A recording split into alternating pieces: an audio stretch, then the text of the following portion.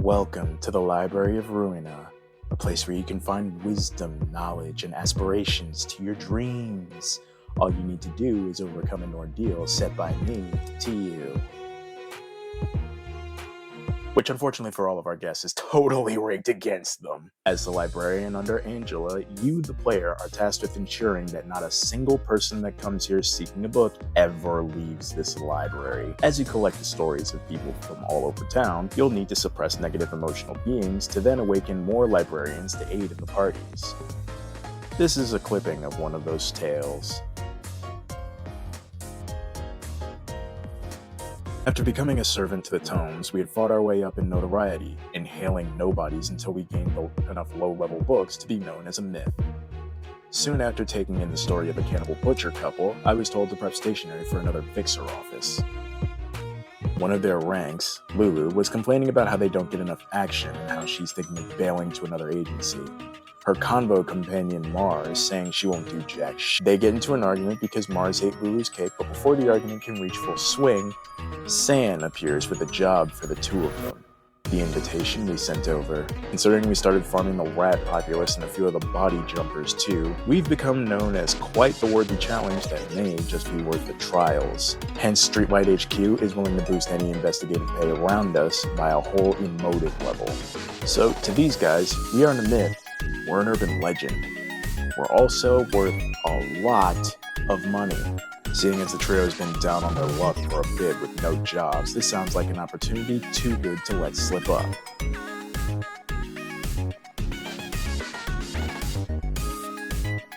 The trio arrives acknowledging that this job was taken out of pure desperation, since to them, currently this place promises boons if you beat the ordeal, or they can go back to their superiors with live intel should they fail a challenge or whatever, and they get a ton of money on top of it. San asks if they can partake in the trials since he got this invite from a party who isn't appearing. Angela replies back with, "You're here, aren't you?" "Shit, you right." Anyone else feel like they chatted with Samsung Sam? What's with her? Android. Gotta be an android. Focus, please. I prepared for the ensuing stage play by putting my newest librarian at the front line to soften them up, Yasad.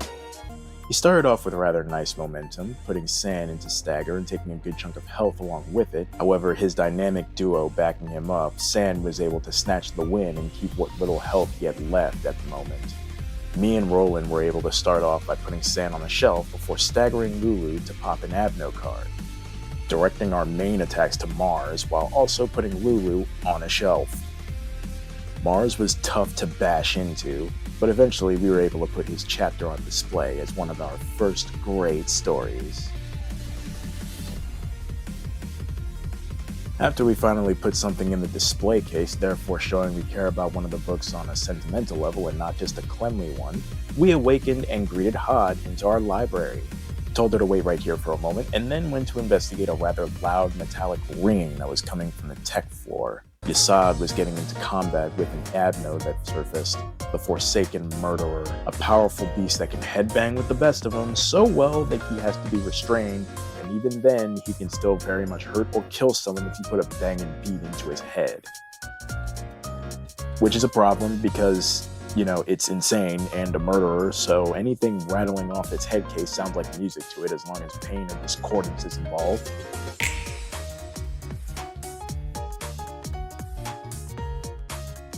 With its pages in our books, we welcomed another fresh fighter into the fray, prepping for the eventual re-arrival of the remainder of those determined lights.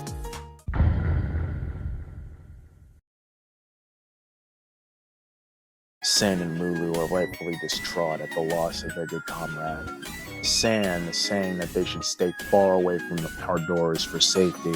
Lulu, of course, wants to avenge Mars and get his book back, not later, but now. San thinks it's safer for them to not go back to the place where they just got stomped and their strongest had to stay behind to even attempt to fend off their pursuers. However, Lulu is filled with determination.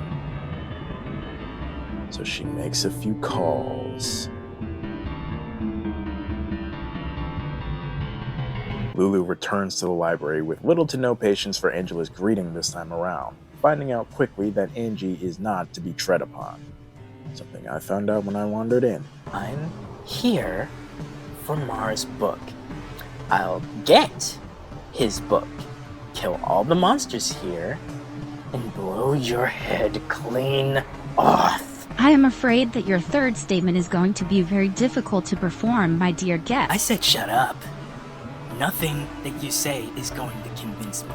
Nothing that you can give me is better than what I came for. Get out of my way or give me my prize. May you find your book in this place.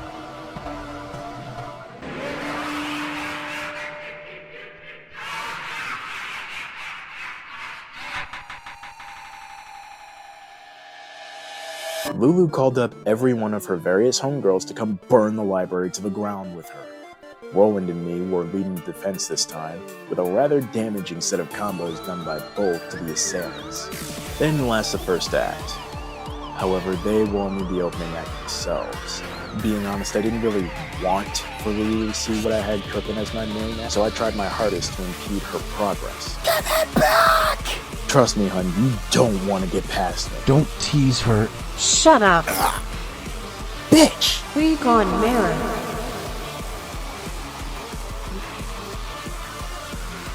With the fall of our first floor, it was time for me to bring out Hod. With the best book I have in the library, Mars. With his dual speed rolls, my poor sweet innocent Hod was able to last against two wrathful assailants for a bit. The fight was at a standstill for a good portion until Hod fell to stagger. That same friend proving the reason why they were called for support by cutting down Mars' soul handler. The duo's rage only growing once they realized they don't win the book I have on hand and have to keep fighting. Yasad and Jose had to whittle through the defenses slowly, netting some boosts as they did. Their offense was strong and passionate. However, the ladies were far too ragged after cutting through two powerful groups and losing one of the trio. They fell to our librarians all the same. Can't help but feel a bit evil for how I conducted that. So we're an urban legend now. With the loss of all of the people under his watch, San retreats to the Zwei fixer offices. Isadora was kind of having none of it in a rather heartless display. Julia, a friend of San, however, figures that looking into the case can't hurt since their organization is technically responsible for why this incident happens in the first place. Zwei Section 6 being the higher-ups that put out the investigative bounty on the library to begin this little story. San agrees with her, but in a rightfully angered wording and tone, claiming that they used him and his juniors only to toss him aside when he's all that's left. Isadora claims the agreement was take and take anyway, so he doesn't get to complain like it was full-on one-sided extortion. Julia wonders where this mean streak is coming from, since again, it was Julia who went to the Zwei who put out the mission, so she should cool it since people are gone now. Both parties finally decide to take needed deep breaths, as Isadora finally gets the radio from HQ saying that the library is an urban legend now. Therefore, meaning that it's on the Zwei's radar. The higher-ups taking notice of the syndicates we've made as part of our shelves. The Zwei had sent in a few nameless fodder who weren't privy to introductions, so we introduced them to Isad's co-fighter Knox, who was waiting in the back before. The duo whittled the group down before I sent in my new dynamic duo literature club to show them a bad time.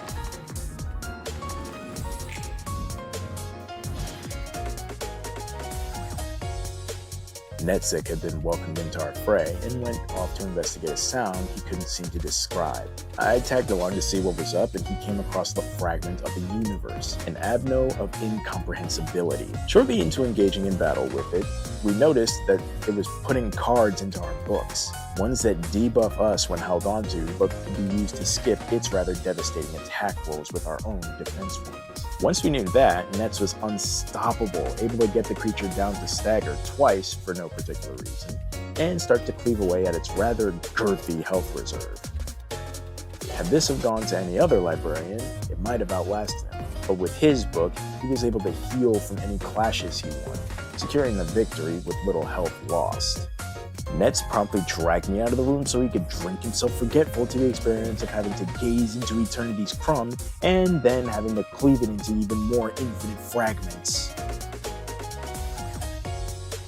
San and the Y6 gang are ready to take their mission to the library.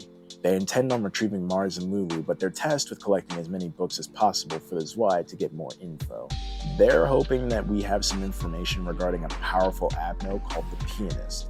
So strong that it's an event in itself. The creature and organ show up out of nowhere and distort tons of people into Abnos, all at once causing hysteria, and then disappears into the chaos. In our walls upon walls of information, they think there's some info on how to prevent this thing from showing up, or what to do when it does show up to minimize its damage.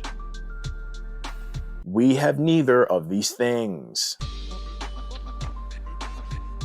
With our new-ish group sending in cronies to be dealt with, I sent in Nets and his new drinking buddy Halen to go rough them up, both of them rocking the Zwei Enforcer books against Zwei Enforcers. So the fight crawled to a standstill as our health regens were constantly warring to see who was going to run out first or who was going to lose more engagements.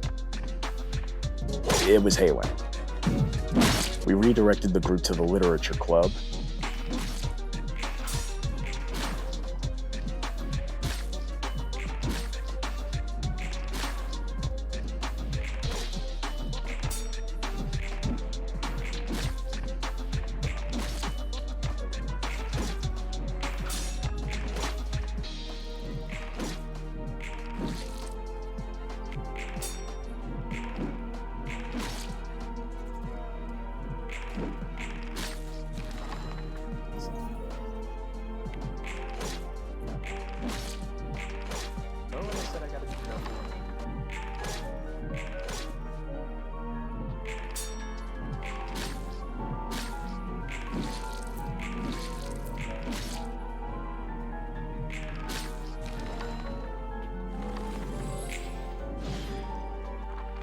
Feelers down, I sent the group to the welcome floor, where I had a trio v trio for the first time.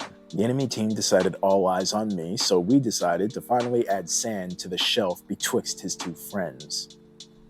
Juliet could see that the stakes here are rather high as she and her co-fighter witness us use the abilities of Abnos, showing there aren't true monsters here, just people wielding monstrous ability. People that she and her sect can't overcome. Especially if it means she gets in the way of me completing a set.